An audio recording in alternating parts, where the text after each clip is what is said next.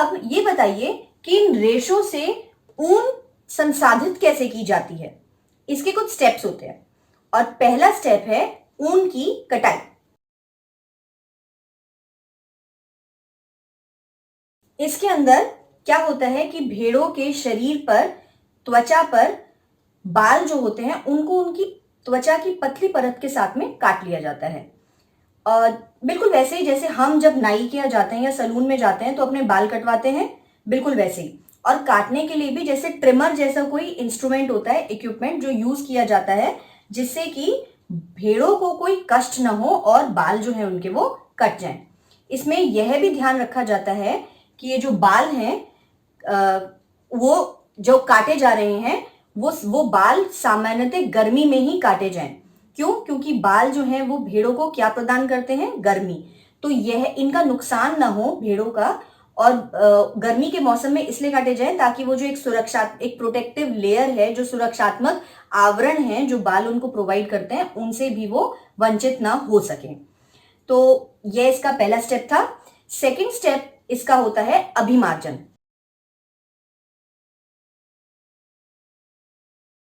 जो त्वचा की पतली परत के साथ बाल काटे जाते हैं उनमें गंदगी भी फंसी हुई होती है ना, क्योंकि वो तो बाल हैं। उन्हें क्या किया जाता है? बड़ी बड़ी टंकियों में उनको धोया जाता है, उनको साफ किया जाता है ताकि क्या निकल सके? चिकनाई, धूल और गर्द। ये निकालने के लिए जिस प्रक्रिया को फॉलो किया जाता है, इस प्रक्रिया का नाम होता है अभिमार्जन। पहले ये मैनुअल भी होती थी, पर अब अभिमार्जन जो होती है वो मशीन्स के द्वारा की जाती है। और इसमें जो ये काम कर रहे होते हैं, इनको अपने इस व्यवसाय में एक संकट का भी सामना करना पड़ सकता है। क्या होता है कि एनिमल्स के अंदर भी कुछ वायरस होता है, एंथ्रेक्स वायरस, और अगर जो ह्यूमन बीइंग्स हैं वो उसके साथ ज्यादा इन्वॉल्व होते हैं तो वायरस से भी संक्रमित हो सकते हैं। तो उससे बचने के लिए भी अब जो ये अभिमार्जन की प्रक्रिया है वो मशीनों के द्वारा फॉलो की जाती है। इसके बाद नेक्स्ट स्टेप होता है छटाई। जैसा कि आपको ये नाम ही बता रहा है, अभिमार्जन के बाद जो बाल होते हैं उनको छांटा जाता है और विभिन्न गठन वाले बालों को अलग कर लिया जाता है, और जो रोएदार बाल होते हैं उनको कारखानों में भेज दिया जाता है ताकि उनसे रेशे जो हैं वो बनाए जा सके।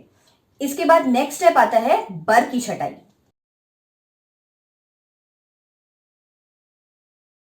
ये एक इंपॉर्टेंट स्टेप है और इसके अंदर क्या होता है कि बालों को सुखाया जाता है, पर सुखाने से पहले बर को छांट लिया जाता है। बर क्या होते हैं?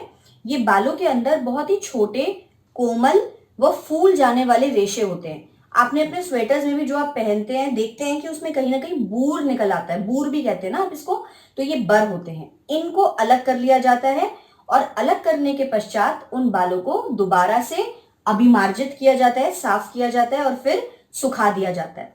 और सुखाने के पश्चात जो प्राप्त उत्पाद होता है उसे काटकर धागे के रूप में ऊन प्राप्ति के लिए रख दिया जाता है। इसके बाद जो नेक्स्ट स्टेप है वो बहुत ही इजी स्टेप होता है,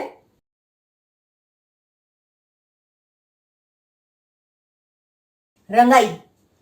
आपको ये पता होगा कि भेड़ या बकरी दोनों में से जो भी हम बाल उनके उतारते हैं ऊन प्राप्ति के लिए, वो अधिकतर दो ही रंग के होते हैं, या तो काले या फिर सफेद।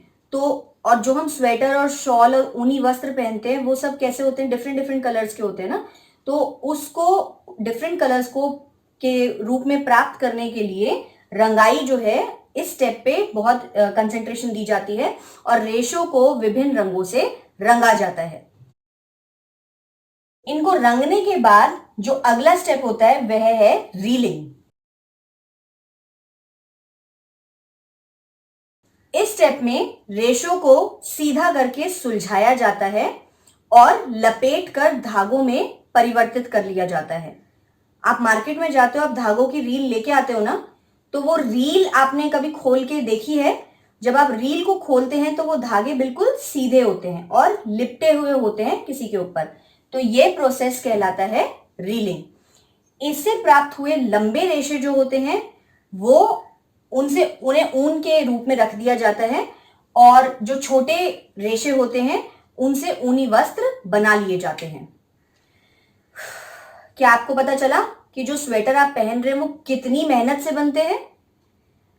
अब आपको क्या करना है आज कि जो टॉपिक मैंने आपको ये पढ़ाया है इसको और अच्छे तरीके से पढ़ने के लिए आपको आज एनसीईआरटी की पेज नंबर 27 और 28 पे जो लिखा हुआ कंटेंट है वो पढ़ना है, ताकि आपको ये और क्लियर हो जाए। मुझे एक बात बताइए, ये इंटरेस्टिंग प्रोसेस तो हमने जान लिया है, पर क्या आप बता सकते हैं मुझे कि रेशम कैसे प्राप्त होता है? क्या रेशम भी सेम इसी प्रोसीजर से प्राप्त करेंगे हम? ये जानेंगे नेक्स्ट वीडियो में। Thank you. NTPC Faridabad and Chief Minister's Good Governance Associates Program with Star Teachers of Faridabad.